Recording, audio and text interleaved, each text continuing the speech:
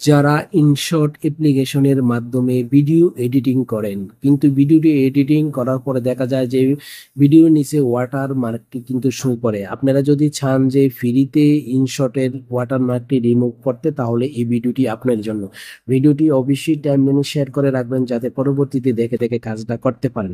First of all আপনারা InShot অ্যাপ্লিকেশনটিকে open করে নেবেন। ইনশট অ্যাপ্লিকেশনটি ওপেন করার পরে আপনি যদি ভিডিও এডিটিং করতে চান তাহলে ভিডিও সিলেক্ট করবেন, যদি ফটো এডিটিং করতে চান ফটো সিলেক্ট করবেন। আমি ভিডিও এডিটিং করবো তাই ভিডিও সিলেক্ট করলাম।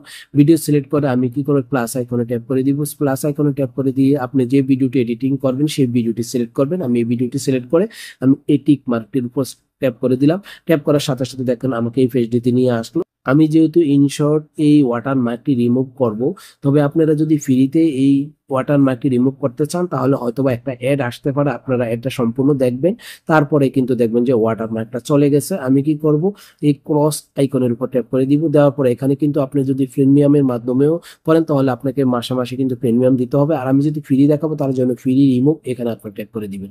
এখানে ট্যাপ করে দেওয়ার পরে একটু অপেক্ষা করবেন, হয়তোবা অ্যাড আসবে অথবা নাও আসতে পারে। দেখেন আমার অ্যাড চলে আসছে। আমার কিন্তু একটা অ্যাড আসছিল, আমি একটা দেখলাম সম্পূর্ণ। আপনারা যদি অ্যাড আসে তাহলে একটা কিন্তু সম্পূর্ণ দেখতে হবে। একটা চলে যাওয়ার পরে দেখেন এখানে কিন্তু ইনশট ওয়াটার মার্কটি আর নেই।